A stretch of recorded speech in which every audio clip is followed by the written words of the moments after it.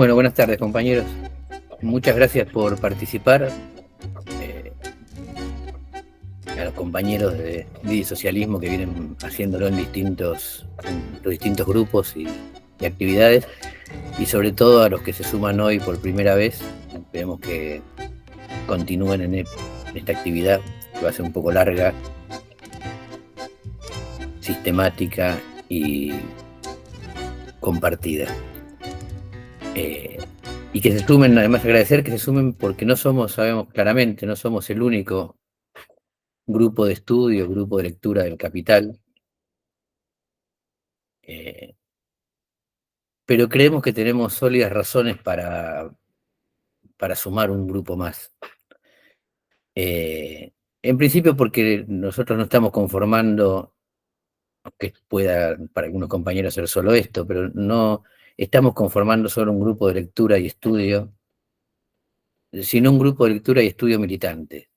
Nosotros militamos por el socialismo y esta actividad es parte de lo que consideramos necesario realizar para un militante. Eh, Convocamos a esta actividad un grupo de compañeros que realizamos nuestra actividad detrás de un nombre que es Vida y Socialismo. Y es- estas dos palabras, estos dos nombres, unidos en nuestro nombre general, no los consideramos dos entidades. Y esto es lo más importante que nos lleva hasta el Capital. Para nosotros, vida y socialismo son dos momentos de lo mismo. Y vamos a tratar de profundizar el fundamento de esto, eh, y no es casual que empecemos a leer este libro, ¿no? Nosotros queremos dar una respuesta científicamente fundada, no sabemos si verdadera, porque eso lo sabremos al final, pero científicamente fundada, racional, coherente, no fragmentaria, no imaginaria. ¿A qué? A la vida cotidiana, a la forma en que en la vida cotidiana se presentan una cantidad innumerable de obstáculos y de problemas que afectan a la clase trabajadora. Y este es el primer momento. Y socialismo es el nombre que para nosotros adquiere la respuesta. Y no consideramos posible disociar un momento del otro. No puede haber un socialismo que no se funde en la vida cotidiana y no tiene la vida cotidiana otra respuesta para nosotros racional, lógica y científica que un cambio radical de la sociedad capitalista y el reemplazo por una sociedad socialista. Por eso, en nuestra actividad militante, lo mismo que en este libro, empezamos por lo cotidiano, por la mercancía, el elemento omnipresente de la vida en el capitalismo. Tan omnipresente que en una parte importante de nuestra vida estamos tratando de obtener las mercancías para vivir, y en otra parte importante de nuestra vida somos mercancía. Es el tejido conjuntivo de la sociedad capitalista, y por lo tanto, sin entender esto, difícilmente se arribe a una buena respuesta con los temas típicamente y característicamente abordados por la militancia socialista, que son el poder, la estrategia, ¿no? La política en el sentido más limitado del término. Aspiramos a llegar a cualquier fundamento estratégico, a cualquier definición política, transitando claramente este camino, desde lo cotidiano, desde la vida de la clase trabajadora, o en los términos de la exposición del libro, desde la mercancía hasta la estructura general de la sociedad. No creemos posible desarrollar una actividad política que no se funde en la economía, en la vida real, en la vida productiva y cotidiana. La distancia entre militancia y teoría no puede seguir escindida. Así que, dicho esto y contado un poco cuál es la razón por la que consideramos necesario este grupo, los dejo con Mariano Reposi, va a ser el coordinador de todos los encuentros de lectura, estudio de esta serie sobre el Capital. Y un aviso, tenemos una cantidad de artículos conexos con esto que vamos a ver, artículos que narran, investigan, definen la conexión entre el capitalismo, la vida cotidiana y la necesidad del socialismo. Y también tenemos una lista de difusión de WhatsApp por la que llegan 2 veces por semana, jueves y sábado, un artículo cada día a los que se suscriban. Para eso lo único que necesitamos es que nos envíen un WhatsApp al número que estaba en la convocatoria, y que luego nos agenden, porque es un requisito de las listas de difusión que el que recibe los artículos que tenga agendado el emisor. Bueno, hecha esta presentación, los dejo con Mariano, que está a cargo de la tarea. Bien, buenas tardes. Hay una serie de dificultades propias del libro que vamos a encarar. Y voy a referirme a algunas de ellas. Las dificultades no tienen que ver tanto con un lenguaje complicado, como vamos a ver, ni con unos conceptos técnicos incomprensibles, sino que las dificultades estriban principalmente en las conexiones que se construyen a lo largo de la argumentación en el texto. Entonces vamos a tratar de prestar atención, mucha atención a esas conexiones, no para repetirlas religiosamente, sino para tratar de razonarlas y, si es necesario, discutirlas, cuestionarlas, criticarlas. Otra dificultad que suele aparecer se llama Guillermo Hegel.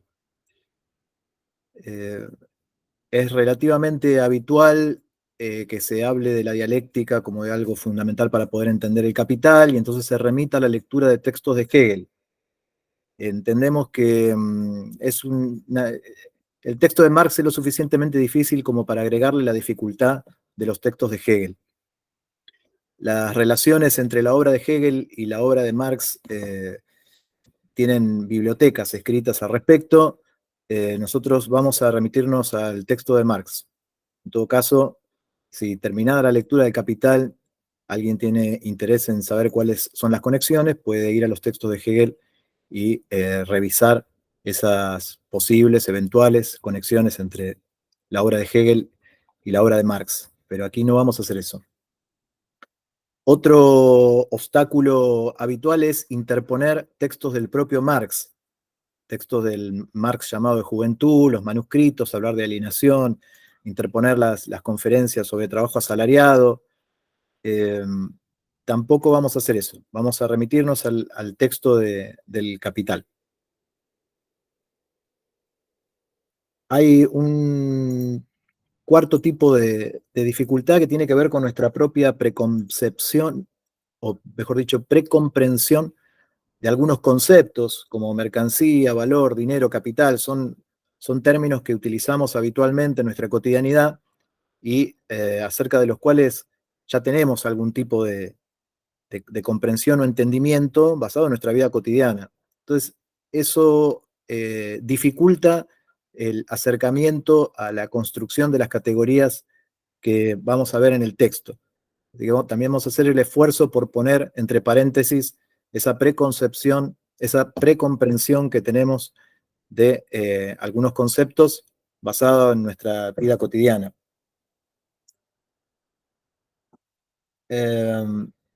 Decía, vamos a enfocarnos en el texto del Capital. Esto requiere que realicemos algunos cortes. Habrán visto que en el cronograma de lectura pusimos para hoy el prólogo a la primera edición y arrancar directamente con el primer capítulo del libro, dejando de lado los otros prólogos, los prólogos escritos por Engels, los epílogos, no porque nos parezca que no tiene ningún interés, sino porque para el tipo de trabajo que queremos realizar ahora, se nos haría más engorroso el trabajo. Los textos están ahí a disposición de quien quiera abordarlos, de manera que no estamos prohibiendo su lectura, sino que simplemente decimos que para el trabajo que vamos a realizar en este grupo, vamos a efectuar algunos recortes que consideramos necesarios. Vamos a detenernos en los conceptos y en los argumentos, en los títulos y en los subtítulos de los pasajes, para poder acercarnos a cada unidad temática.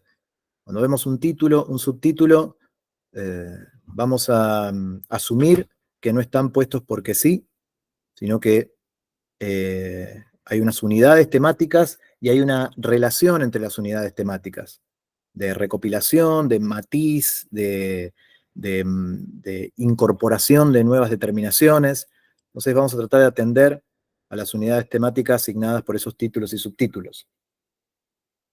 Y esto es importante, vamos a tener mucha cautela ante la tentación de referir el texto que estamos leyendo inmediatamente a nuestra realidad cotidiana, a la realidad cotidiana que vivimos. Vamos a tener mucha cautela y tratar de resistir a esa tentación de llevar las primeras páginas del Capital a nuestra realidad cotidiana para confrontar el texto y ver si habla de nuestra realidad, porque el texto no está construido de tal modo que podamos acercarlo inmediatamente a nuestra realidad cotidiana. En cuanto al método que en parte está explicitado en el cronograma de lectura, seleccionamos una serie de pasajes en sucesión continua, de manera que quienes participamos del grupo ya sabemos qué lecturas van a venir en los próximos encuentros, cuáles van a ser los pasajes. Eso ya está pautado para los 15 primeros encuentros, porque el encuentro número 16 va a ser de recapitulación y de relanzamiento del grupo con los siguientes capítulos, de manera que esas lecturas pueden abordarse entre encuentro y encuentro, para ir anotando preguntas, tomar nota de lo que se ve, las dudas, para leer, por ejemplo, las notas al pie de los editores del siglo XXI, que son notas muy interesantes, pero que aquí no vamos a retomar, no vamos a leer todas las notas al pie. Eso es un trabajo que no tienen dificultad las notas al pie de los editores, que son esas que están entre corchetes, y que se encuentran en el tercer volumen de los 3 que conforman el primer tomo del Capital. Entonces, hay unos pasajes seleccionados, recomendamos leerlos antes de cada encuentro y tomar nota. Lo que vamos a hacer en cada encuentro será leer esos pasajes comentándolos, y eso va a permitir que cada quien pueda releer sus notas, sus inquietudes, y en el momento en que abrimos al intercambio, compartir esas notas, dudas, inquietudes que no se hayan resuelto, no se hayan respondido, o sí se hayan respondido satisfactoriamente en los sucesivos encuentros. Hablé de las notas al pie, que son de los editores, de quienes tradujeron esta obra al castellano, y la gente del siglo XXI, pero también hay notas al pie del propio Marx, y ahí también vamos a hacer un recorte. Hay 2 tipos de notas al pie. Las citas a otros autores y obras de su tiempo, esas las vamos a saltear. Esas citas referidas a economistas, a filósofos, etc., las vamos a dejar de lado, y nos vamos a detener en algunas de las notas en las que el propio Marx explica algo de lo que está diciendo en el texto. A esas sí les vamos a prestar atención. Yendo ahora directamente al libro que nos convoca, en la invitación pusimos el título y el subtítulo de la obra. El libro se llama El Capital, tiene un subtítulo que es Crítica de la Economía Política. Este subtítulo es muy importante, ya que establece al menos 2 cosas: que se va a realizar una exposición de las relaciones capitalistas, y que en esa misma exposición se va a hacer una crítica de esas relaciones, una crítica de una ciencia completa, que es la ciencia de la economía burguesa, no se va a hacer una crítica de tal o cual teoría, sino de toda una ciencia. Vamos a ir entonces ya al prólogo de la primera edición. A ver si.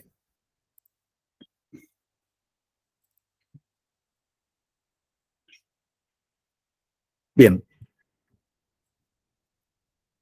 La obra cuyo primer tomo entregó al público es la continuación de mi trabajo. Ahí señala unos textos previos. El primer capítulo del presente tomo se resume contenido de ese escrito anterior, etc. Vamos al tercer párrafo de la página 5, donde está la cita que pusimos en el cronograma de lectura. Los comienzos siempre son difíciles y esto rige para todas las ciencias. La comprensión del primer capítulo y en especial de la parte dedicada al análisis de la mercancía presentará, por tanto, la dificultad mayor. Por eso armamos un cronograma con una lectura que va de menos páginas a más páginas, tratando de detenernos cuanto sea necesario para no perdernos esos pasos básicos, fundamentales de la construcción de los argumentos en este texto. Continúa. He dado el carácter más popular posible a lo que se refiere más concretamente al análisis de la sustancia y magnitud del valor. Ahí tenemos tres términos a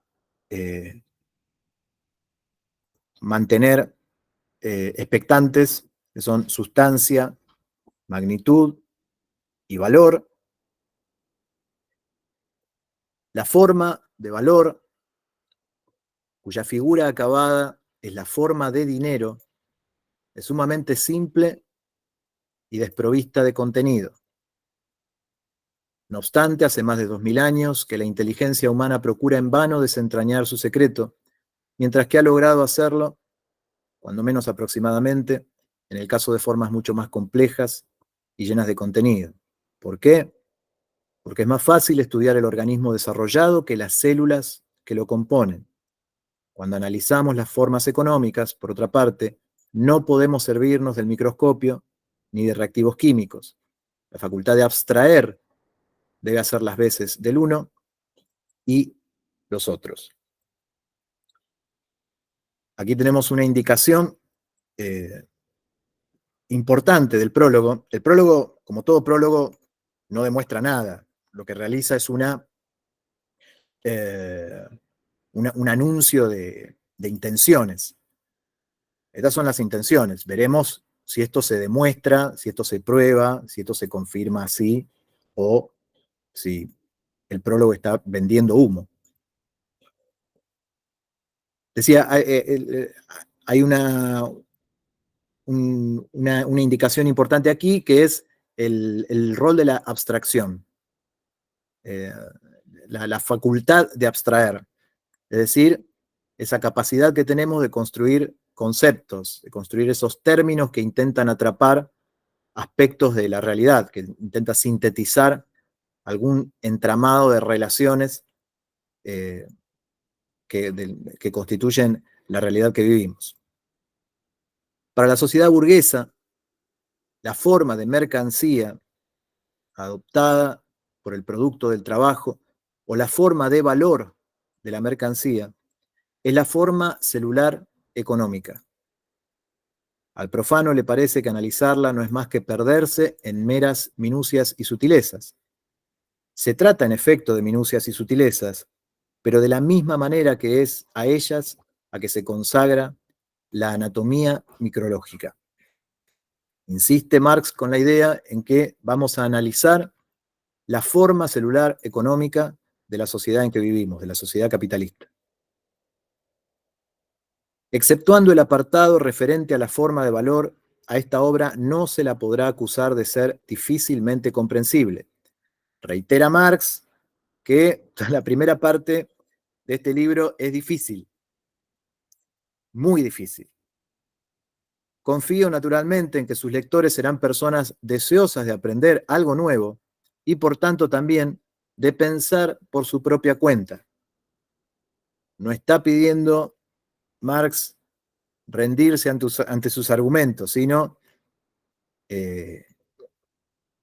escudriñar sus argumentos en función de considerar algo nuevo y de que cada quien pueda pensar por su propia cuenta la realidad en que vivimos y si tiene alguna correspondencia con el modo en que aquí se la expone y se la critica. El físico observa los procesos naturales allí donde se presentan en la forma más nítida y menos oscurecidos por influjos perturbadores, o bien, cuando es posible, efectúa experimentos en condiciones que aseguren el transcurso incontaminado del proceso. Lo que he de investigar en esta obra, aquí viene el objeto de estudio del Capital, lo que he de investigar en esta obra es el modo de producción capitalista y las relaciones de producción e intercambio a él correspondientes. Este es el objeto de estudio. La sede clásica de ese modo de producción es hasta hoy Inglaterra. Es este el motivo por el cual, al desarrollar mi teoría, me sirvo de ese país como principal fuente de ejemplos. Y aquí quiero destacar esta distinción que realiza Marx entre el desarrollo de su teoría y la fuente de ejemplos. No es que Marx no está estudiando el capitalismo en Inglaterra, Marx está estudiando el capitalismo. Y lo que hace es tomar a Inglaterra como un ejemplo.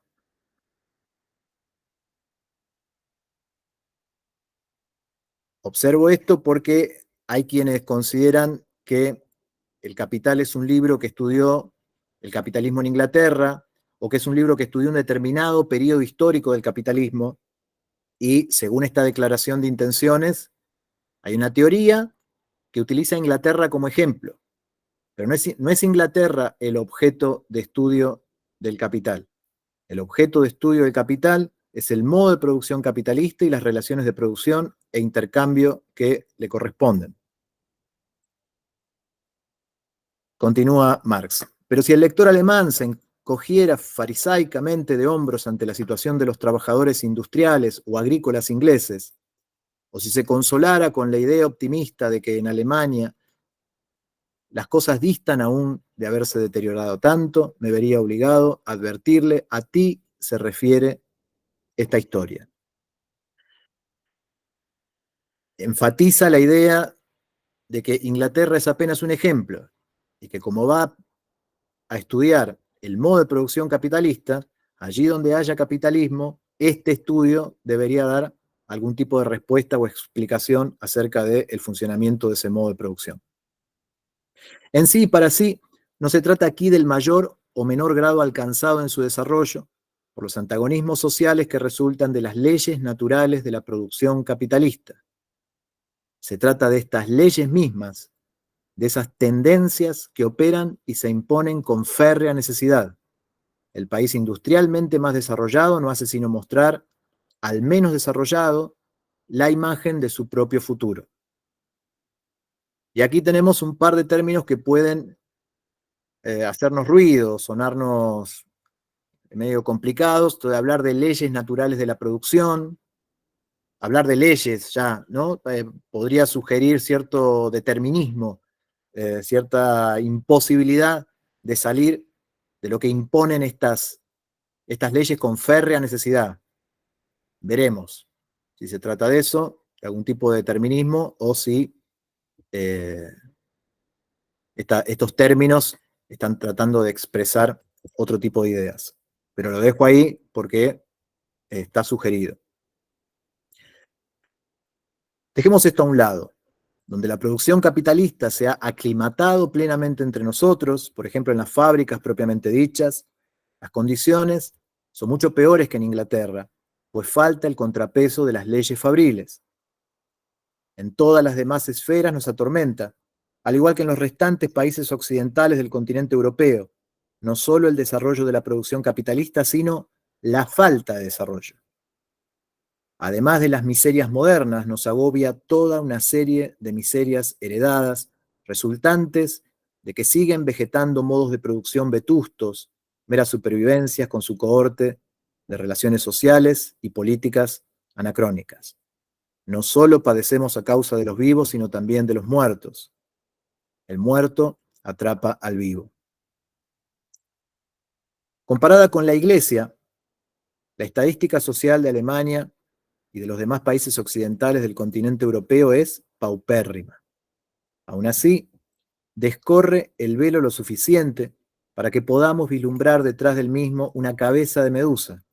Nuestras propias condiciones nos llenarían de horror si nuestros gobiernos y parlamentos, como en Inglaterra, designaran periódicamente comisiones investigadoras de la situación económica. Si a esas comisiones se les confirieran los mismos plenos poderes de que gozan en Inglaterra para investigar la verdad. Si a tales efectos se pudiera encontrar hombres tan competentes, imparciales e inflexibles como los inspectores fabriles ingleses, como sus autores de informes médicos acerca de la salud pública, sus funcionarios encargados de investigar la explotación de las mujeres y los niños, y las condiciones de vivienda y de alimentación, etc. Perseo se cubría con un yelmo de niebla para perseguir a los monstruos. Nosotros nos encasquetamos el yelmo de niebla, cubriéndonos ojos y oídos para poder negar la existencia de los monstruos. En todo este párrafo hay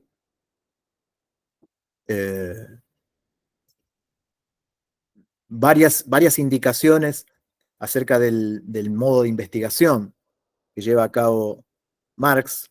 Trabaja con informes de los inspectores designados por gobiernos burgueses, porque son los informes con los que cuenta, y a partir de esos informes publicados, Marx va a poder realizar una crítica de la sociedad en que vivimos. Esto lo señalo porque no pocas veces nos topamos con posiciones de organizaciones autoproclamadas de izquierda que desprecian las estadísticas y los informes elaborados por organismos pertenecientes a gobiernos de la burguesía. Nosotros observamos que son los datos que existen y que justamente con esos datos de pobreza, de desocupación, de falta de vivienda, etcétera, es que tenemos que trabajar para hacer una crítica razonada y contundente a la miseria en la que vivimos, al mundo que produce la miseria en la que vivimos, a la forma de organización de un mundo que produce la miseria en la que vivimos. Y con esta metáfora de el yelmo de niebla que utilizaba Perseo, observa algo interesante Marx. Indica que vamos a negar la existencia de los monstruos. No hay monstruos, hay relaciones sociales y hay resultado de esas relaciones sociales. Sacar inmediatamente la etiqueta de monstruo ante una aberración desresponsabiliza a quienes se encargan de gestionar el orden social en que vivimos. No debemos engañarnos.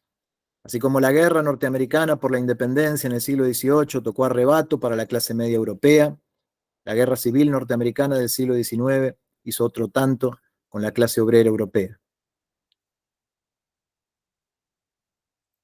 Salteo todo esto histórico y digo, es por eso que en este tomo he asignado un lugar tan relevante, entre otras cosas, a la historia, el contenido y los resultados de la legislación fabril inglesa. Una nación debe y puede aprender de las otras, aunque una sociedad haya descubierto la ley natural que preside su propio movimiento. Y el objetivo último de esta obra es, en definitiva, sacar a la luz la ley económica que rige el movimiento de la sociedad moderna. Repito, porque este es el objetivo sintetizado, el objetivo fundamental del Capital, sacar a la luz la ley económica que rige el movimiento de la sociedad moderna. No puede saltearse fases naturales de desarrollo ni abolirlas por decreto, pero puede abreviar y mitigar los dolores del parto. Párrafo fundamental el que viene aquí. 2 palabras para evitar posibles equívocos. No pinto de color de rosa, por cierto, las figuras del capitalista y el terrateniente, pero aquí solo se trata de personas en la medida en que son la personificación de categorías económicas, portadores de determinadas relaciones e intereses de clase. Mi punto de vista, con arreglo al cual concibo como proceso de historia natural el desarrollo de la formación económico-social, menos que ningún otro, podría responsabilizar al individuo por relaciones de las cuales él sigue siendo socialmente una criatura, por más que subjetivamente pueda elevarse sobre las mismas. Aquí tenemos esa distinción entre las relaciones sociales, que son múltiples y simultáneas, y las categorías, que son construcciones, son conceptos que se van a exponer en orden sucesivo, y hay una distinción fundamental entre las figuras del capitalista y el terrateniente como personas, con nombre y apellido, podríamos decir, personas de carne y hueso, y su carácter de personificación de relaciones sociales. Marx dice, no estoy diciendo que los burgueses sean buenos, tampoco que sean malos. Ese es un plano moral de análisis. Lo que nos interesa aquí es qué tipo de relaciones sociales encarnan los burgueses, los terratenientes, y es eso lo que nos interesa. Van a ver en el blog una nota que publicamos esta semana, o la semana pasada, que se llama Velocopit, que es Claudio Velocopit, el titular de Swiss Medical, un burgués de la industria de la salud. Y el título que pusimos es ¿Demoníaco u obediente? Y está a tono con este párrafo, donde nos preguntamos, ¿el Velocopit es una persona mala o en realidad obedece, digamos, sus intervenciones, sus palabras y sus actos, son producto de la maldad, de la avaricia, de la degradación moral o de la obediencia que le debe a las relaciones sociales capitalistas, a los intereses que él tiene que defender como perteneciente a la clase explotadora. Bueno, por ahí está la nota. En el dominio de la economía política, la investigación científica libre no solamente enfrenta al mismo enemigo que en todos los demás campos. La naturaleza peculiar de su objeto convoca a la lid contra ella a las más violentas, mezquinas y aborrecibles pasiones del corazón humano, las furias del interés privado. Aquí Marx observa que este trabajo es un trabajo de investigación científica libre y que a los enemigos que suelen aparecérsele a los trabajos de investigación científica libre se suman las furias del interés privado. Aventuro en base al contenido de este libro. Este libro ataca precisamente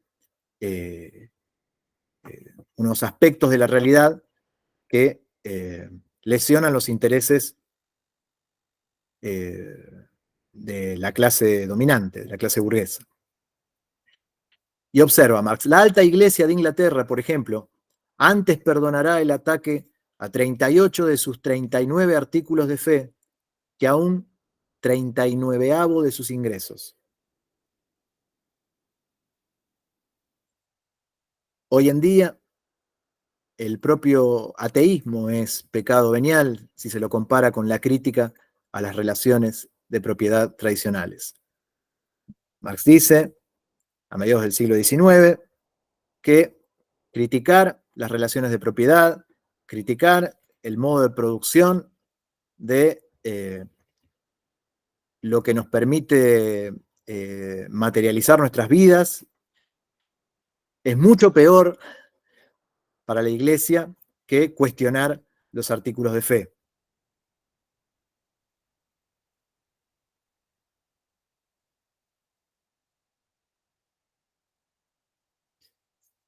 Y al final de este párrafo señala la clase actual, la sociedad actual no es un inalterable cristal, sino un organismo sujeto a cambios y constantemente en proceso de transformación. Explicita Marx que la sociedad cambia constantemente, que no es un cristal estable y fácilmente atrapable por categorías y conceptos. El segundo tomo de esta obra versará en torno al proceso de circulación del capital y las configuraciones del proceso. Bueno, aquí adelanta algo que este es el prólogo a la primera edición.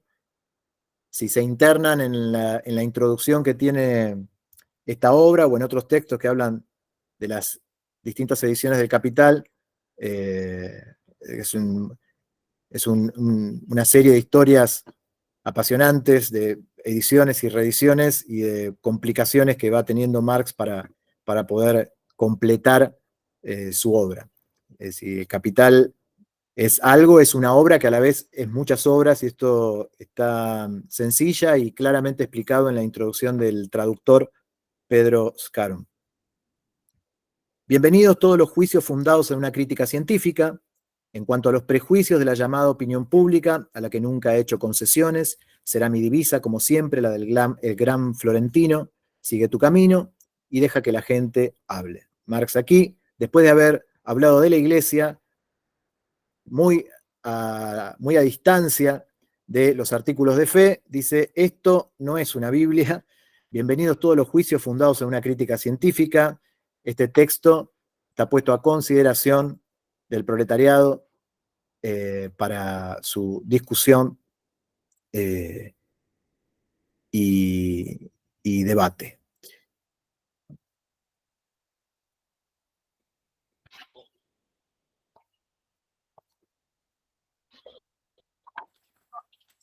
Ahora vamos a hacer una revisión del índice del libro para evitarnos algunos problemas.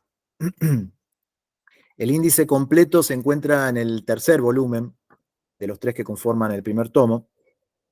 En los otros hay índices parciales que se corresponden a cada volumen. En el tercer tomo, además de encontrar todas las notas de los editores, van a encontrar el índice completo. ¿Qué es lo que les quiero señalar aquí? Que el libro primero, el proceso de producción de capital, es el que vamos a trabajar, tiene una sección primera llamada mercancía y dinero. Obsérvese que este libro se llama El Capital, pero no comienza con el capital. Comienza con la mercancía y el dinero, en esa sección. El capítulo 1 es la mercancía. El capítulo 2 es el proceso de intercambio. El capítulo 3 es el dinero o la circulación de mercancías. Obsérvese que se empieza con la mercancía, no está el capital y no está el dinero. El dinero aparece recién en el capítulo 3.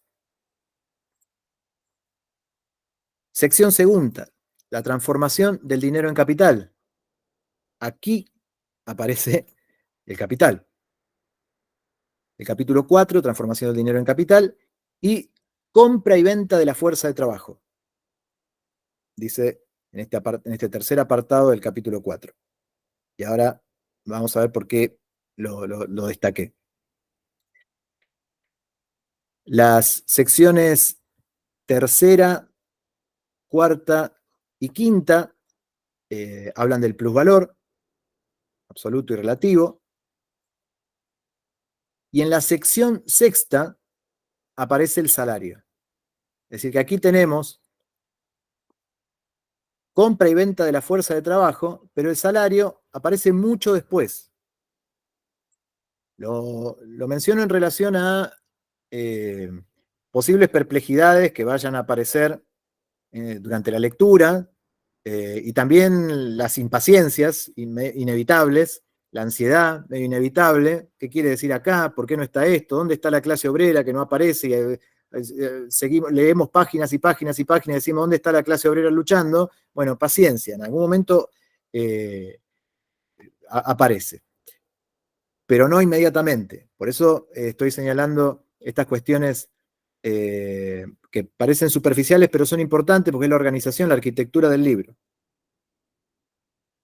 Sección sexta, el proceso de acumulación del capital, y en el capítulo 22 tenemos la transformación del plusvalor en capital, ya no solo el concepto de capital, sino también cómo se crea nuevo capital. Pero fíjense, estamos en la página 700 cuando llegamos aquí. Y en esta sección séptima, que es la última, tenemos en el capítulo 24 la llamada acumulación originaria, es uno de los capítulos más conocidos del capital. Incluso en no pocas organizaciones es el único que se lee. Hay intelectuales que proponen comenzar por este capítulo y no por el capítulo 1.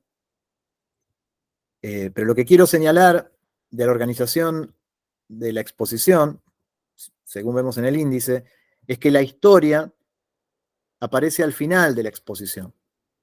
El capital no arranca por la historia del capitalismo, sino que comienza por un altísimo nivel de abstracción que va concretizándose, que va obteniendo determinaciones, que va enriqueciéndose en conexiones y en nuevos conceptos a medida que avanza la argumentación. Y al final aparece la historia.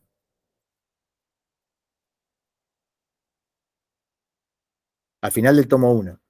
No voy a meterme ahora con los otros tomos.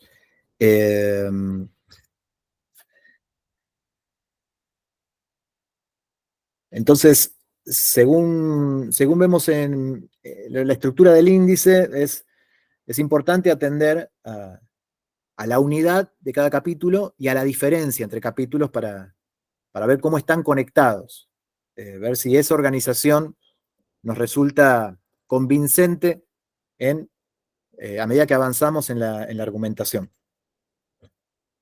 Bien, vamos al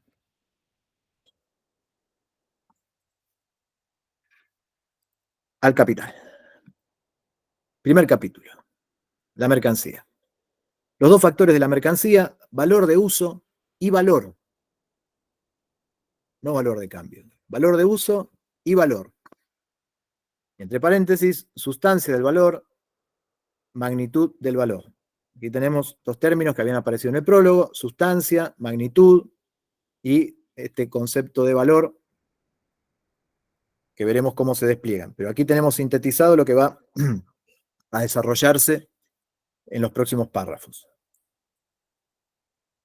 La riqueza de las sociedades en las que domina el modo de producción capitalista se presenta como un enorme cúmulo de mercancías, y la mercancía individual como la forma elemental de esa riqueza. Nuestra investigación, por consiguiente, se inicia con el análisis de la mercancía. Y aquí observamos varias cosas. Primero, que vamos a realizar un análisis de las sociedades en las que domina el modo de producción capitalista. Vamos a hablar de la riqueza en las sociedades en las que domina el modo de producción capitalista, no de la riqueza en general.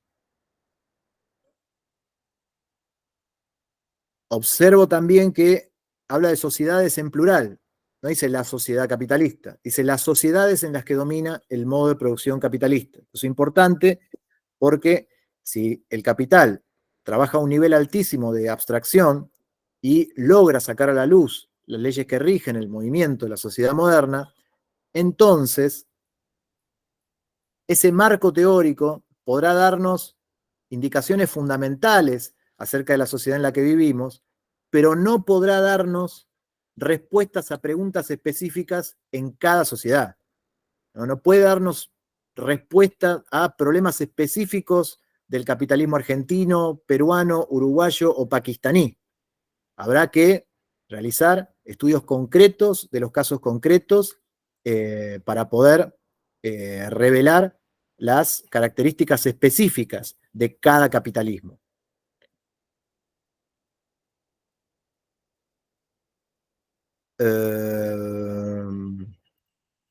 La mercancía es, en primer lugar, voy a saltear algunas de las cosas que tenía anotadas porque si no, no vamos a tener tiempo para el intercambio. La mercancía es, en primer lugar, un objeto exterior, una cosa que, merced a sus propiedades, satisface necesidades humanas del tipo que fueran. La naturaleza de esas necesidades, el que se originen, por ejemplo, en el estómago o en la fantasía, en nada modifica el problema. Es decir,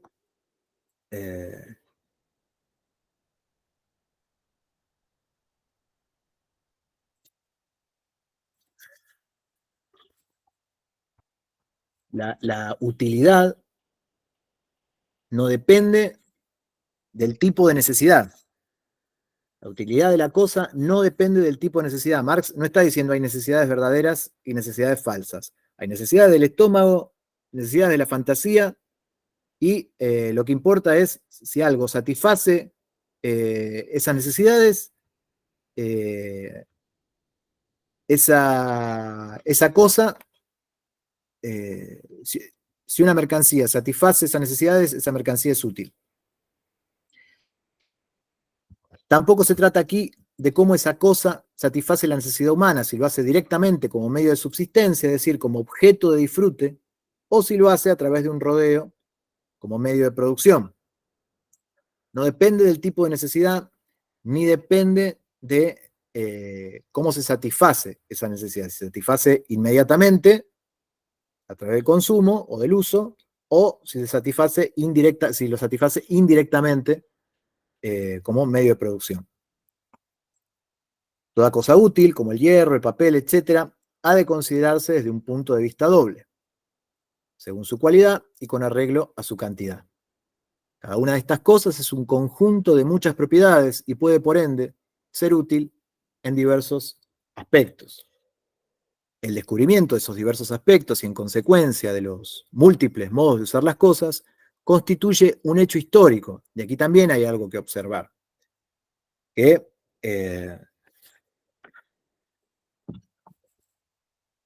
no solo no cualquier cosa que satisfaga necesidades es una mercancía, sino que si algo es una mercancía, entonces tiene que satisfacer alguna necesidad humana, sea del estómago o de la fantasía.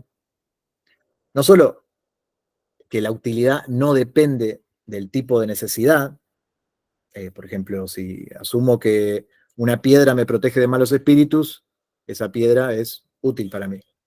No es una necesidad falsa, como decía hace un ratito. No solo es que tampoco depende del tipo de satisfacción, directa o indirecta, es decir, medio de subsistencia, medio de producción, sino que la utilidad de las cosas no es algo que está dado, sencillamente, sino que hay algo que es del orden de lo histórico, que las necesidades de consumo, los medios de producción e incluso el conocimiento que tenemos de las propiedades de las cosas dependen de procesos históricos.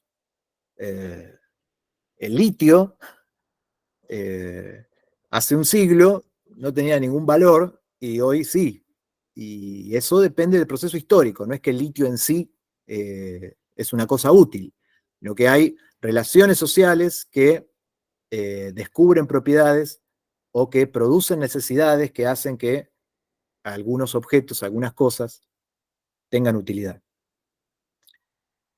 Ocurre otro tanto con el hallazgo de medidas sociales para indicar la cantidad de las cosas útiles. En parte, la diversidad en las medidas de las mercancías se debe a la diferente naturaleza de los objetos que hay que medir, y en parte a la convención. La utilidad de una cosa hace de ella un valor de uso. Todo esto que dijo Marx acerca de la utilidad de una cosa, que no depende del tipo de necesidad, ni del tipo de satisfacción, que es un hecho histórico, etcétera. Todo eso que dijo acerca de la utilidad, ahora dice, bueno, todo eso convierte a la utilidad en un valor de uso. Y aquí tenemos el primer concepto que aparece, que emerge, construido a partir de estas determinaciones, pero esa utilidad no flota por los aires, está condicionada por las propiedades del cuerpo de la mercancía y no existe al margen de esas propiedades. El cuerpo mismo de la mercancía, tal como el hierro, trigo, diamante, etc., es, pues, un valor de uso o un bien. Este carácter suyo no depende de que la apropiación de sus propiedades útiles cueste al hombre mucho o poco trabajo. Al considerar los valores de uso, se presupone siempre su carácter determinado, cuantitativo, tal como docena de relojes, vara de lienzo, tonelada de hierro, etc. Los valores de uso de las mercancías proporcionan la materia para una disciplina especial, la merceología. El valor de uso se efectiviza únicamente en el uso o en el consumo. Esa es la manera en que se realiza un valor de uso, mediante el uso o el consumo. E incluso uno podría decir que el uso es a la larga una forma de consumo, porque usando algo, eso se desgasta hasta consumirse. Los valores de uso constituyen el contenido material de la riqueza, sea cual fuere la forma social de la riqueza. Y aquí hay una distinción muy importante entre contenido material de la riqueza y forma social de la riqueza. El contenido, la riqueza no aparece de la misma manera en todos los tipos de sociedades. En la forma de sociedad que hemos de examinar, ya dijimos que la sociedad capitalista, los valores de uso son a la vez los portadores materiales del valor de cambio. Y aquí aparece el segundo concepto importante, que es el de valor de cambio. Pero insisto con esta distinción entre el contenido material de la riqueza, el cuerpo de las cosas útiles, y la forma social que tiene. En condiciones capitalistas, los valores de uso son portadores de valor de cambio, portadores materiales de valor de cambio.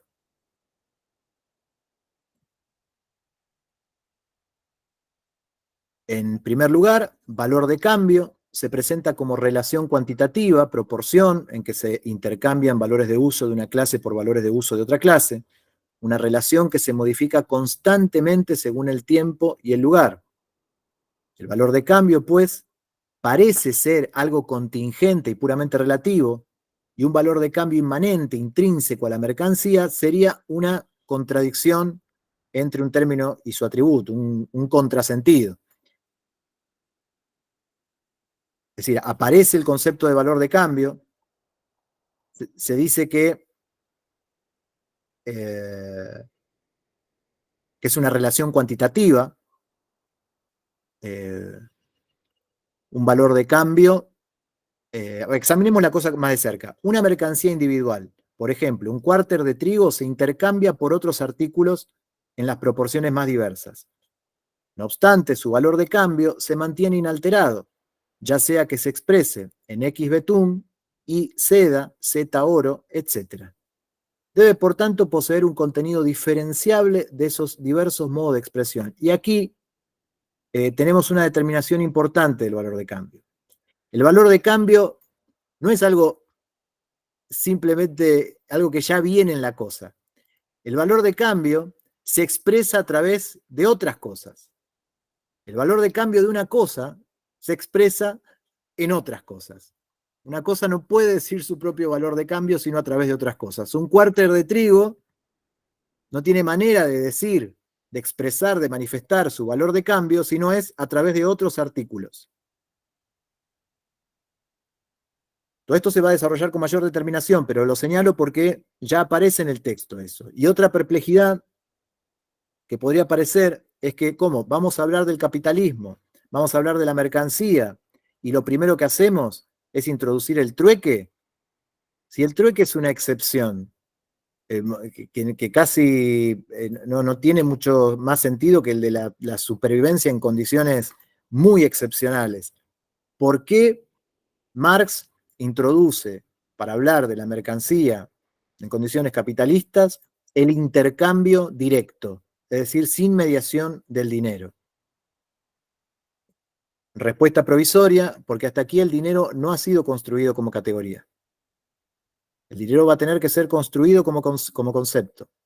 Vamos a tener que entender cuál es la lógica que obliga a un sistema de intercambio a hacer emerger el dinero como una mercancía especial que se transformará en el equivalente abstracto general de las otras mercancías.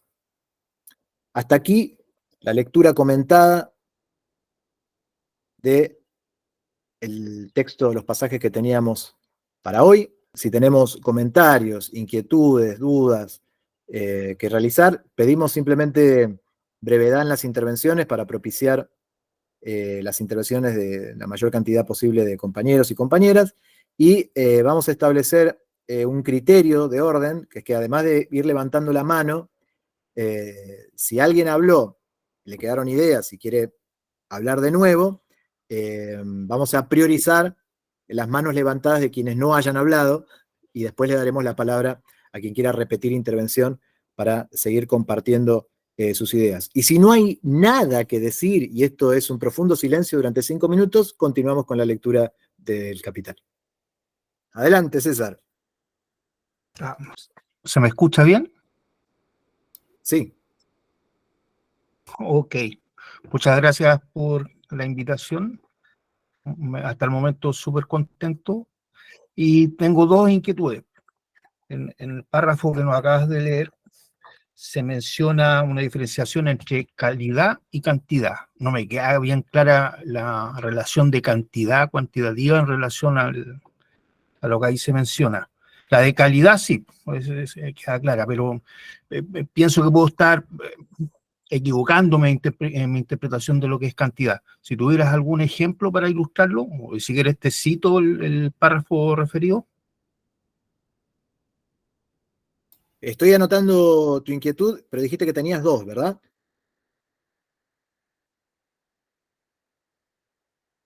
Estás muteado, César. César, tenés el micrófono muteado, no te escuchamos.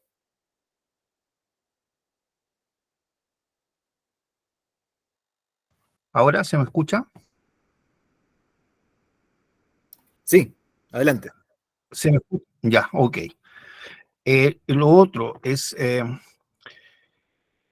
sería oportuno, como con cualquier estudio siempre, acordémonos de cuando estábamos en el colegio, en la universidad, es que existiesen más ejemplos, porque siempre nos estamos refiriendo a dónde voy, siempre se refieren a los mismos ejemplos, el cuárter de Anderina, etcétera, etcétera.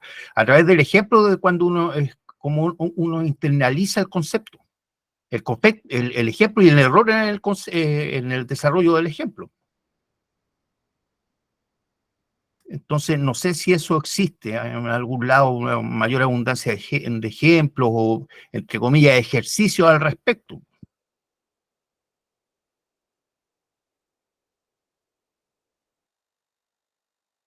¿Se escuchó? Sí, sí, se escuchó perfectamente. Ahí sería interesante, porque a través del ejemplo uno profundiza el concepto y observa matices que a través de solo un ejemplo no, es difícil que se entienda, o de unos pocos ejemplos, por muy clásicos y bien diseñados que estén en el texto. Bien. Esas serían por el momento, tengo anotadas muchas más, pero bueno, una que se me escapa de la introducción cuando saltaste el tema de la crítica de la economía política, el prólogo, pero es uno de los textos y que da origen al Capital, sería el capítulo 0, ese, pero interesantísimo de leer, aunque sea el prólogo, lo sugiero. Es uno de los elementos que a mí me convenció el marxismo, por ejemplo.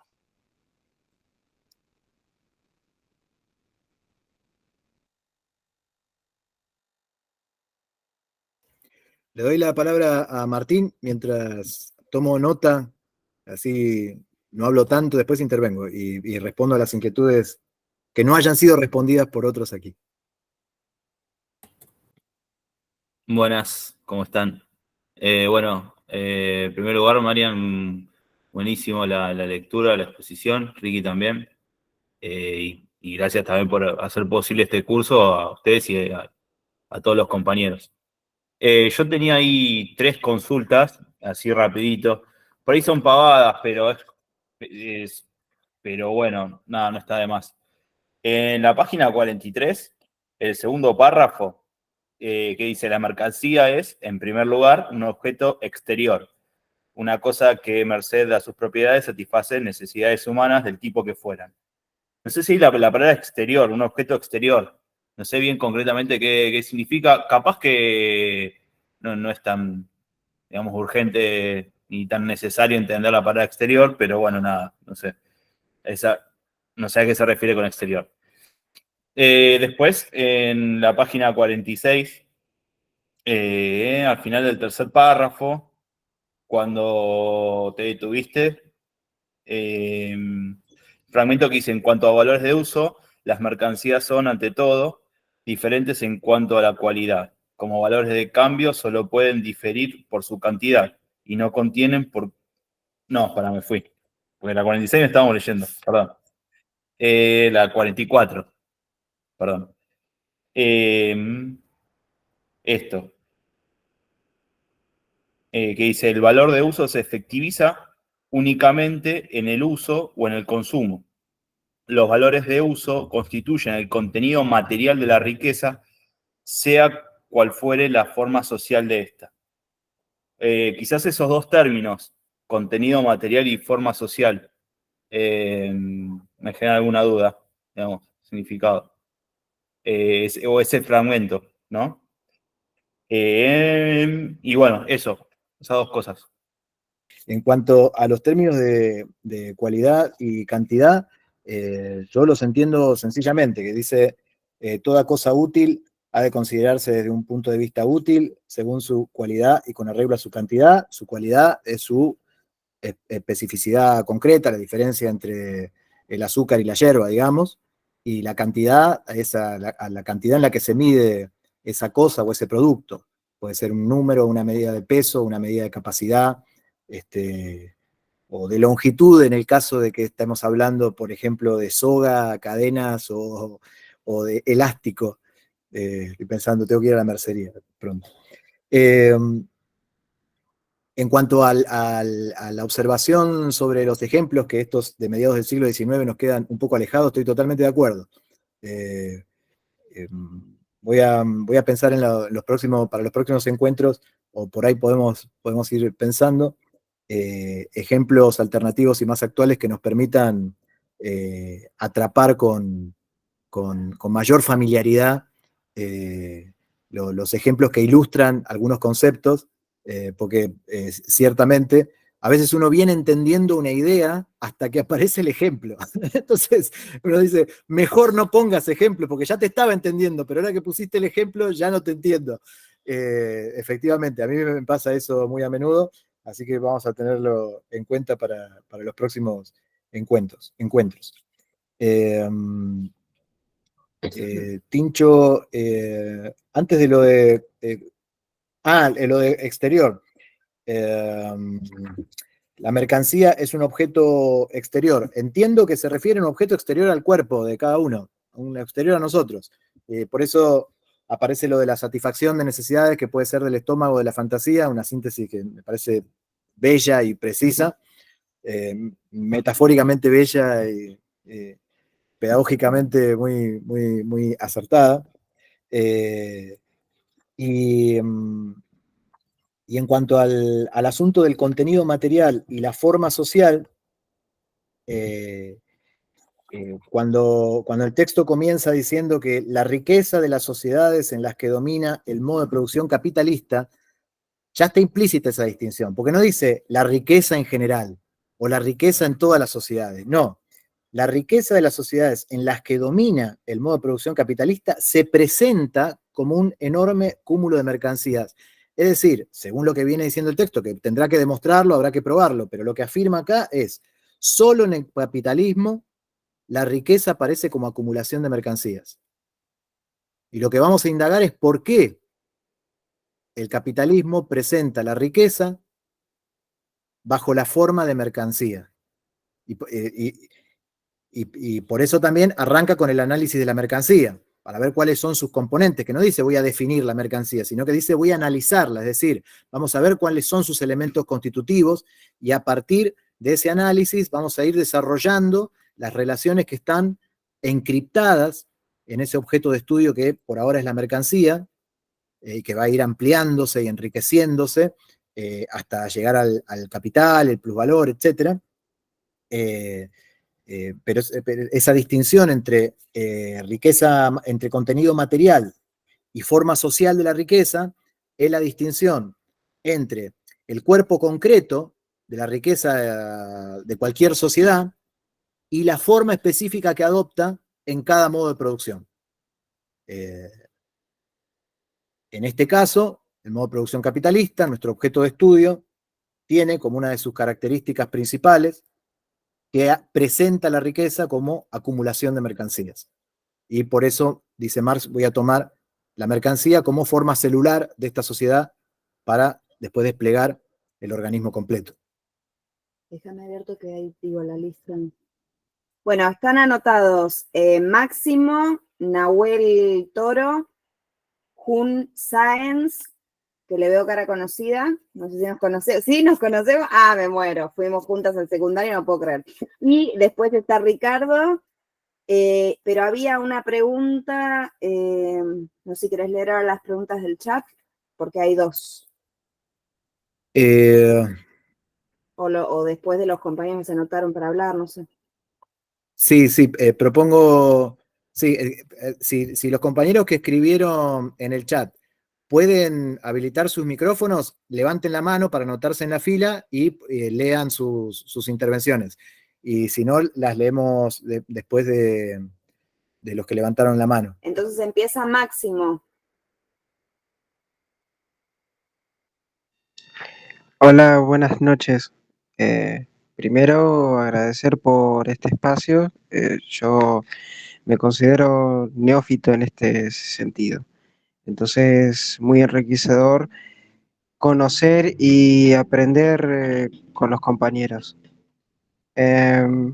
Primero, como mención, quisiera, eh, espero no estar metiendo la pata, mencionar que este capital fue ideado, escrito por Marx, sí, pero con la intención también de que Engels se uniera y sea también coescritor, por así decirlo. Mi intención con decir esto, así como tomando las palabras de otra persona, es entender esta serie de libros como el propio Marx lo dice, en sociedad, por así decirlo. Espero haberme explicado bien. No sé si me expliqué bien, yo quisiera saberlo. Sí, Máximo, muchas gracias. Continúa Nahuel. Ajá. Ricardo. Solo quería decir eso.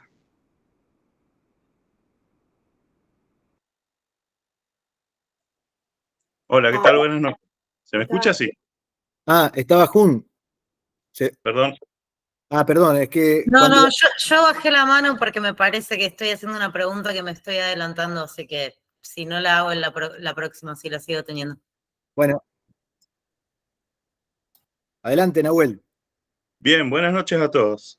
Lo mío son tres cositas. Dos son comentarios para cerciorar si no estoy metiendo la pata con las anotaciones que estoy haciendo en base a tus intervenciones y que tal vez sirvan. La primera es resaltando el carácter objetivo, no moral, que indicabas del análisis del capitalismo que hace Marx, que es justamente lo que difiere de un análisis burgués. Si es específico, lo hago al modo de comentario, pero es básicamente una pregunta.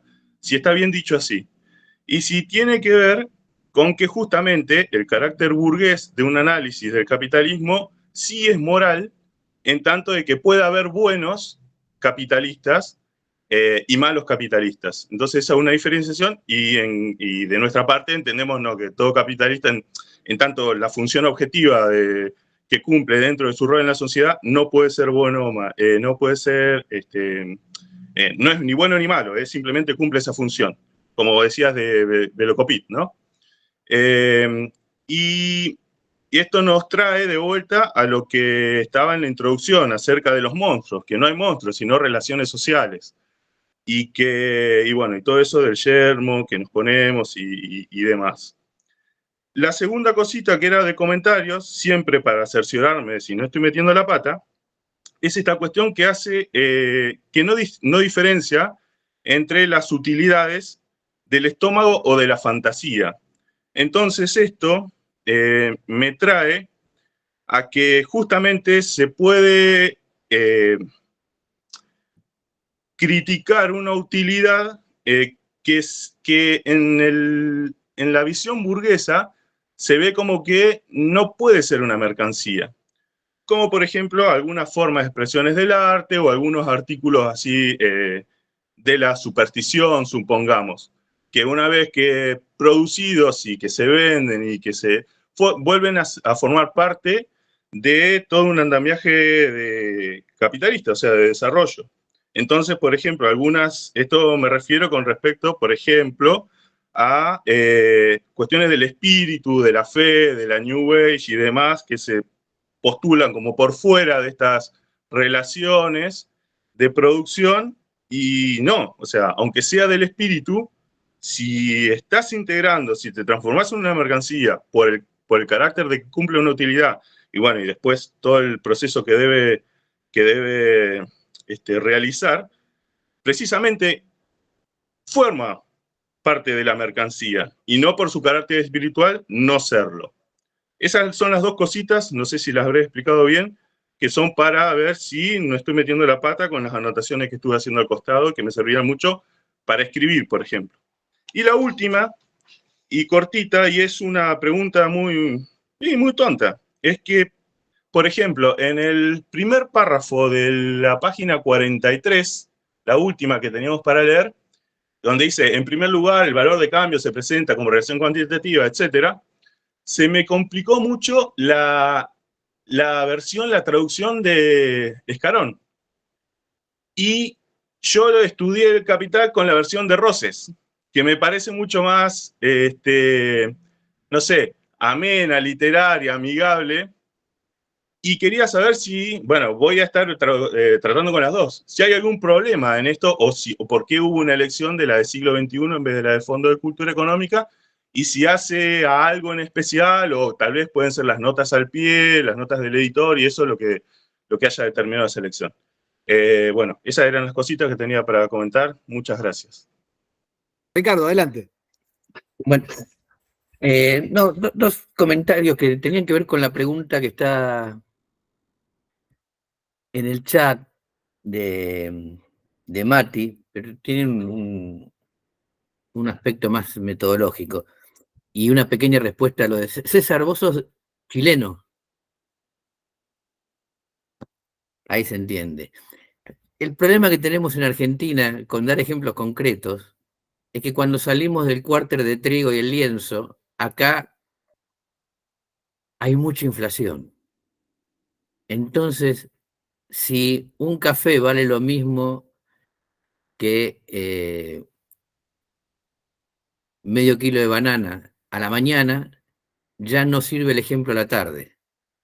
Y ahí tendríamos que incorporar otra serie de factores que modifican constantemente la equivalencia, porque nosotros estamos tratando de mostrar el argumento de Marx. Dos cosas distintas tienen que intercambiarse porque tienen algo en común.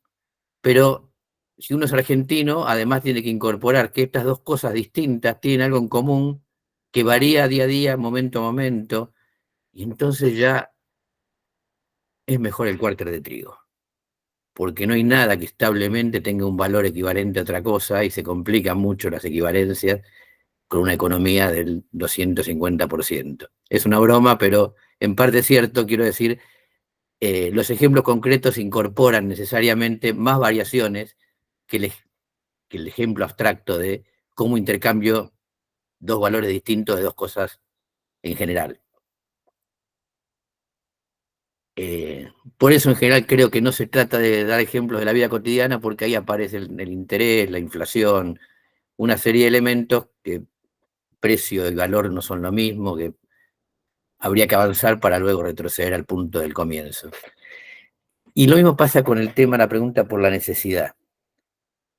Es imposible en una exposición simultáneamente dar la totalidad del conjunto, del contenido de todos los conceptos. O sea que tengo tres formas de hacer esto. La primera y la lógica es, mientras se expone algo, supongo el resto. ¿Y cómo supongo? Con el sentido común.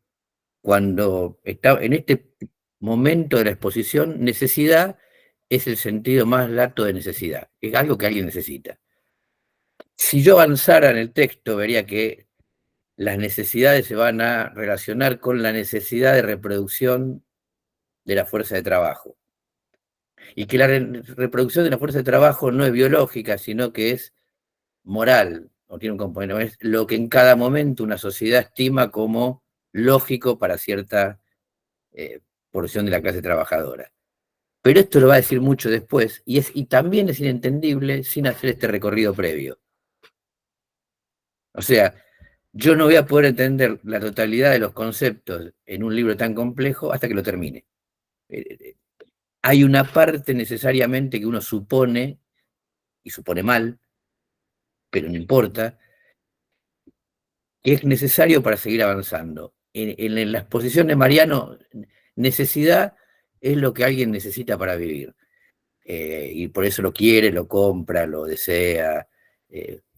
Luego va a ser algo más definido, pero entonces tendríamos que ir saltando como un conejo de página en página y se nos haría más tortuoso todavía el entendimiento.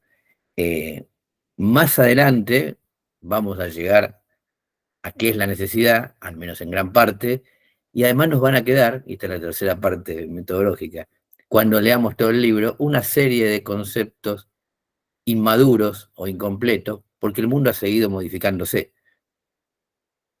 Pero también vamos a encontrar que la necesidad de fines del siglo XIX quizá no cierra completamente con la necesidad de reproducción de la fuerza de trabajo de principios del siglo XXI. Pero sobre todo me quería referir a esto. Algunos conceptos los vamos a tener que entender con una parte de explicación racional, seria y detallada, y un anticipo, una suposición, que luego veremos si se verifica o no al avanzar en las páginas. César.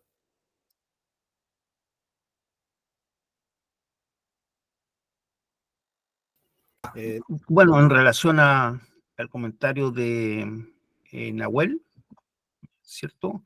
Sobre la moral involucrada en el capitalista burgués con respecto a lo que se dice desde el marxismo. En mi opinión, eso radica en la negación que hace el capitalismo de la lucha de clase. Entonces, todo lo que aparece fuera del contexto lógico del marxismo aparece como una conspiración, aparece como una reunión de bandidos, de mala gente, de inmorales que intentan derribar el sistema que ya está constituido. Esa es mi opinión al respecto de la primera pregunta que hizo Nahuel. Bien, continúo en la fila. Nahuel observó tres cosas. Las dos primeras, la relación entre lo objetivo y lo subjetivo, lo moral y lo político, lo burgués y lo científico, digamos. Mi respuesta a su pregunta de si está bien encaminado es sí. Y en cuanto a lo segundo, lo que dijo sobre el estómago y la fantasía y la unidad, digamos, del cuerpo y sus necesidades fantasiosas, también mi respuesta es sí. Y lo que cuando este video esté subido a YouTube, invito a que se escuche nuevamente la intervención de Nahuel sobre estos dos asuntos, porque lo formuló en términos de pregunta, pero lo desarrolló con tanta precisión y exhaustividad que simplemente bastaba con decirle, sí, Nahuel, están fenómenos esas notas. En cuanto al tema de la traducción, para no meternos en un problema que también tiene bibliotecas escritas, simplemente voy a decir que cada quien trabaje con la traducción que tenga a mano, o que si tiene varias, la que le resulte más familiar o le resulte un vehículo más accesible a la argumentación que estamos tratando de inteligir. Si elegimos la del siglo XXI, es principalmente porque ahí están los PDFs, porque es con la que trabajamos algunos de nosotros y ya tenemos los libros marcados.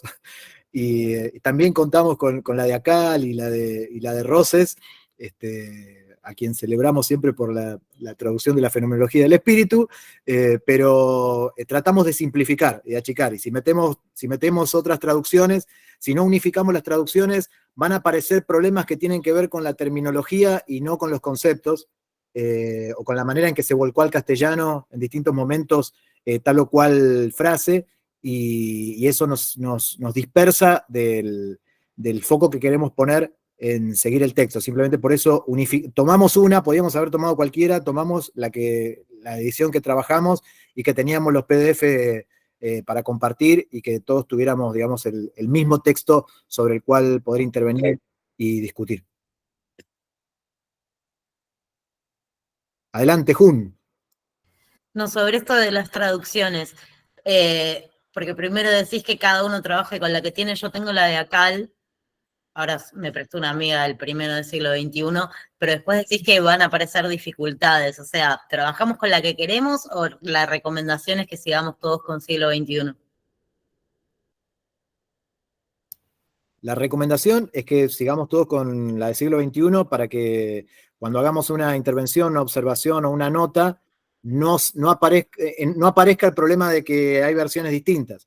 Digo, si alguien dice, acá en la página tal, bueno, ya vamos a tener un problema con la paginación, porque al ser diversas ediciones son distintas páginas, y no vas a poder hacer corresponder el cronograma de lecturas que armamos con la paginación, ni la de Acal ni la de Fondo de Cultura.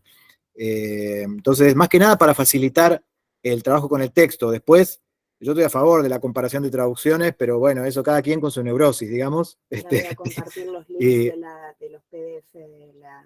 No decirlo. No, que ahora comparto en el chat, por si a alguno no les llegó, los links de la versión de siglo XXI, de los PDF, por si alguno no accedió a eso, ahora lo paso por el chat. Mi recomendación es que trabajemos todos con la misma, simplemente para facilitar el trabajo de lectura y tener una lectura común. Si además alguien, como le pasó a Nahuel, a mí me resulta más sencillo leer a Roses, adelante, pero aquí en el grupo vamos a trabajar con la del siglo XXI. Ese es el punto. Bueno, mientras otros levantan manos, voy a leer las intervenciones. Mati dice 2 preguntas. Una, ¿qué es la necesidad? Esto es lo que respondió Ricardo. ¿Qué es la necesidad para Marx? ¿O cómo lo entiende en términos estrictos? Y la segunda es, que seguramente la responderá más adelante, ¿por qué el afán de buscar las leyes que determinan el funcionamiento de la sociedad, en este caso la sociedad capitalista, no es determinista? Bueno, lo veremos si no es determinista. O sea, veremos qué hace el texto, qué hace Marx con el texto, y si nosotros de la lectura de todo el tomo 1 concluimos que el Capital es un texto determinista, o concluimos que no, o tenemos debate al respecto. Eso lo veremos. Y Juan Martínez dice, al excluir de la lectura las categorías o conceptos hegelianos, o la parte hegeliana del texto, ¿no se termina haciendo una lectura mecanicista? Y al mismo tiempo se producen errores sobre palabras pensadas como algo del sentido común, ejemplo, categoría. Bueno, esta segunda parte no sé si lo entendí, pero lo de excluir de la lectura las categorías o conceptos hegelianos o la parte hegeliana del texto, no sé, Juan, si podés habilitar el micrófono para... Porque yo supongo que estás hablando del grupo Althusser, y de la lectura que hicieron, pero no sé si te referís a eso, a quienes... pues porque voy a responder lo que yo supongo y de lo que estás preguntando, porque no sé si termino de entender la pregunta. Si es que está Juan Martínez, no sé si está.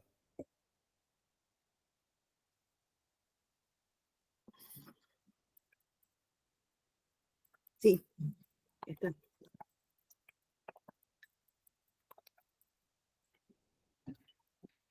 Bueno, Juan, si podés aclarar en el chat las intervenciones, porque no sé exactamente a qué te referís con excluir de la lectura las categorías o conceptos hegelianos, y la segunda parte, errores sobre palabras pensadas como algo del sentido común, no sé si termino de entender, así que si podés... ok, ahí está bien, con la aclaración de Juan. Juan dice, leo porque por ahí hay algunos que no acceden al chat, no lo sé, simplemente, o para que quede registro, porque no sé si el chat aparece después en el video. Dice Juan, palabras como categoría no es un concepto hegeliano, y ni palabras que se usan en la vida diaria. Y Ulises Caramés aclara, imagino que se refiere a palabras que llevan una carga filosófica que viene de Hegel, palabras que nosotros entendemos con otro significado. Sí, mi recomendación es que en principio entendamos categoría y concepto como sinónimos, es decir, como nociones que construimos para atrapar algún aspecto de la realidad, y que no nos remitamos a la tradición aristotélica para saber qué significa categoría. Es decir, si alguien quiere hacerlo, yo celebro su avidez de conocimiento. Pero ese tipo de viajes de inmersión en las bibliotecas para rescatar, ya sea histórica, filosófica o filológicamente, términos, conceptos, ideas, tradiciones, suelen interponer tantos obstáculos en el camino de la lectura que uno nunca termina de leer lo primero que iba a leer, porque se empieza a remitir a la tradición, porque para entender esto tengo que leer aquello, y para entender aquello tengo que leer esto otro, y se produce un regreso, no al infinito, porque se termina en la escritura cuneiforme, y hay que aprender a leer cuneiforme para poder asumir toda la tradición escrita. Se hace muy difícil con una vida finita abordar tal magnitud de problemas textuales. Así que en principio recomiendo entender categoría y concepto como sinónimos, y veremos si en el transcurso del texto aparece alguna precisión acerca de estas palabras. Aprovecho el silencio para desplegar a mi propia neurosis. No estamos limitando la curiosidad de nadie, por supuesto. Alentamos la voracidad por aprender y por saber, y por el conocimiento humano acumulado hasta ahora, de manera que quienes quieran abordar la obra de Hegel, de la de Aristóteles, pero adelante. Alguien, uno de los participantes en esta semana, estos días, me dijo que le daba tristeza que los encuentros no fueran semanales. Eso era una expresión de deseo de avanzar más rápidamente con el texto, y mi respuesta fue, nadie te detiene si vos querés seguir leyendo entre encuentro y encuentro, es decir, tenemos el texto ahí, digamos, que sea en PDF, de manera que cualquiera puede avanzar, ir, volver, mezclar textos, hacer todo eso que dijimos que no vamos a hacer en este grupo, hacerlo por fuera de este grupo. Pero necesitamos, para cumplir con el objetivo de leer El Capital, establecer una serie de límites, algunos de ellos arbitrarios, que tienen como finalidad explícita cumplir con el objetivo de leer El Capital. Y vemos que hay una serie de tentaciones en las que yo mismo he caído muchas veces, que retardan o a veces hacen directamente imposible cumplir con el objetivo de leer y estudiar una obra completa antes de pasar a otros textos que están supuestos en esa obra. Yo tenía una pregunta sobre el valor de uso. En un momento dice que se efectiviza únicamente en el uso o en el consumo. ¿Sí? ¿Te acordás de esa parte?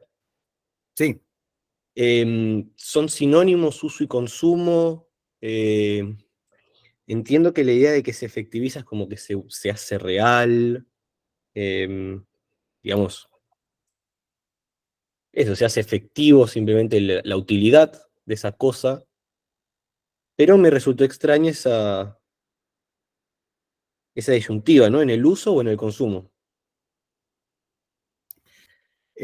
Sí, que se realiza el valor de uso en el uso o en el consumo, es que esa característica de la cosa, Su utilidad se concreta, se efectiviza, se realiza, o cuando la consumís, es decir, la utilidad de una manzana se realiza cuando te la comes, y la utilidad de un pantalón se realiza cuando lo usás, cuando te lo pones.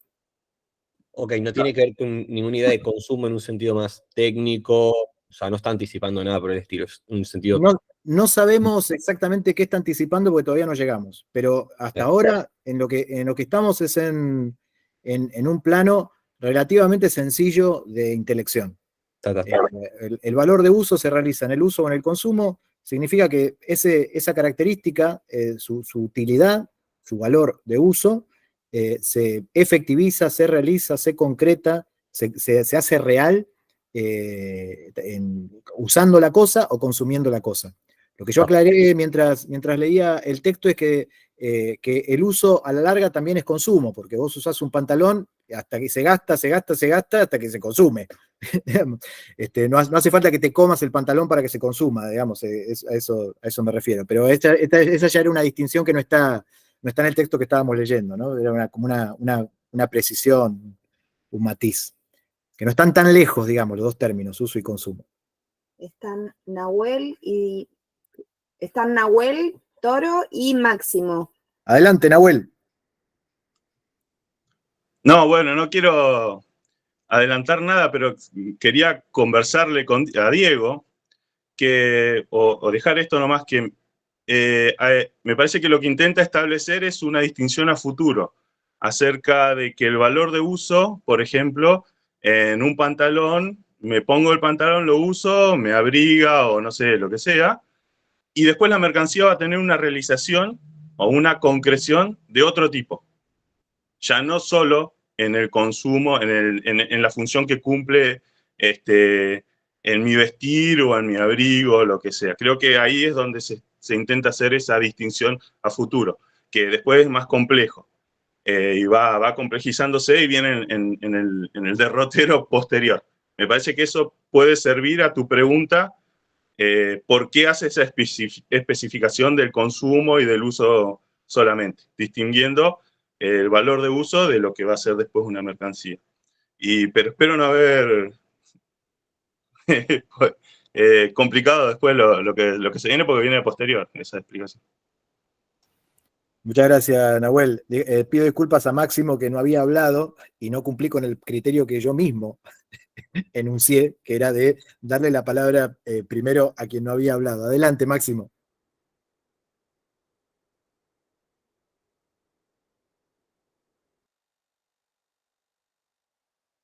Máximo, si estás hablando, tenés el micrófono muteado. Sí, recién me doy cuenta. Tengo una pregunta un poco del inicio, que ¿por qué Marx habla de personificación? ¿Por qué hace esto de decir bueno, malo, y no vamos a entrar en ese tema? Eso no me había quedado tan claro. Y la segunda, capaz es más posterior, para más adelante, no estoy tan seguro. ¿Por qué Marx critica de manera directa, indirecta a la Iglesia? ¿Será porque permite esta adquisición de tanto ganancia, valor, como justamente el capital? Pregunta por si voy entendiendo bien. Para mí son dos preguntas agudas que dejaría anotadas para imprimírselas al texto a medida que vayamos avanzando. Ricardo había levantado la mano y no sé si la bajó porque no quiere hablar o se...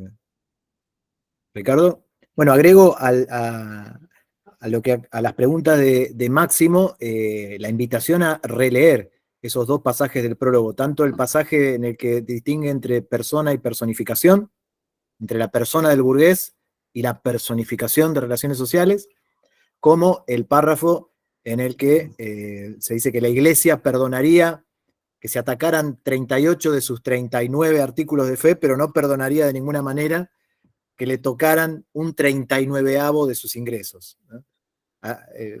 Porque es una manera de decir dónde están los intereses verdaderos de la Iglesia, que no son intereses celestiales, sino profundamente terrenales. Seba Centurión, adelante.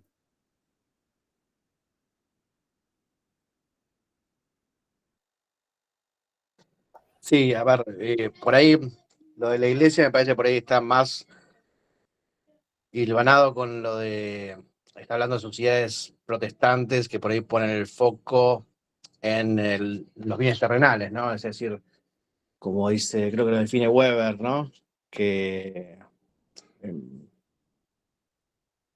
como que el rico en la tierra es como la justificación de que sos bueno, ¿no? Pero eso es una visión protestante que justamente tiene que ver con Inglaterra, Alemania. O sea, no sé si va hacia todas las iglesias o no, a eso me refiero, ¿no? Carlos, adelante. Se me escucha bien? Sí, perfectamente. Vale. Yo también quería decir algo con respecto a lo que mencionó Máximo, y es que ya sé que habías dicho de que no era, digamos, como muy bueno referirnos a otros textos de Marx, pero por ejemplo, en cuanto a la cuestión de la iglesia, en la cuestión judía, yo creo que Marx ahí hace una muy clara crítica a lo que viene a ser pues ese carácter del cristiano, que es al final una especie de idealización, no sé si lo estoy diciendo bien, de lo que viene a ser el ciudadano burgués, ¿no? Entonces ahí pues está como esa crítica que Marx entiende la religión, que es al final de cuentas una crítica a la sociedad como tal, a la sociedad burguesa. Ricardo, adelante. No, una distinción. Cuando Mariano dice lo que se refiere a centrarnos en el texto del Capital, en los sucesivos párrafos que él dispuso para cada reunión, me parece que es importante distinguir. Esto es lo que Mariano, que está a cargo de la actividad, dispuso para coordinar la actividad. No es lo que los demás tenemos que limitarnos a hacer, pero él tiene la responsabilidad de hacer un curso que tenga una duración, una dinámica, un resultado, y eso implica sí o sí seleccionar, recortar y elegir. Eh, Como dijo, si alguien quiere leer más, no hay ningún inconveniente, si queremos leer otra cosa, pero él no puede leer todo, porque si no el curso la charla se le empezaría a tironear de todos los intereses y preguntas. Entonces es distinto el lugar del coordinador que tenemos todos los demás, que tenemos una libertad que él no tiene. Dicho esto, no solamente están disponibles todos los textos previos, sino que, como les dije al comienzo, tenemos un montón de textos escritos sobre el post, o sea, nuestra forma de interpretar estos textos, que todavía no hemos leído, pero que vamos a tratar de abordar en el presente. O sea, está la matriz hegeliana y están los vástagos que humildemente tratamos de escribir en Vida y Socialismo. Les vuelvo a sugerir entonces que los que no están suscriptos nos manden el mensaje al WhatsApp para recibir esos textos 2 veces por semana. Bueno, faltando 3 minutos, voy a reponer un pasaje, a ver si podemos cerrar con esto, que pertenece al epílogo que escribió Marx. No estaba pautado para la lectura de ahora, pero que lo pueden leer completo. Es uno de los textos breves que está antes de que comience. Eh, eh,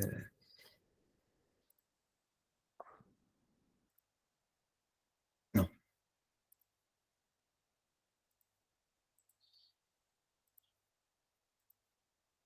Es un pasaje en el que Marx distingue entre el modo de exposición y el modo de investigación. Me parece que es una guía importante para tener presente a la hora de abordar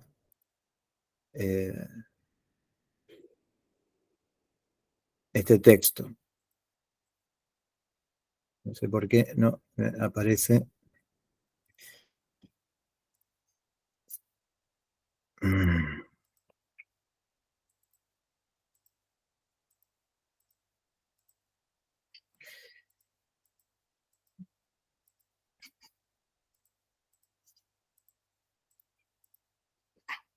Bueno, No puedo compartir y no sé por qué, así que simplemente se los voy a leer. Es un solo párrafo que está en la página 19 de la edición. Es el último párrafo de la página 19 y que dice: ciertamente, el modo de exposición debe distinguirse en lo formal del modo de investigación.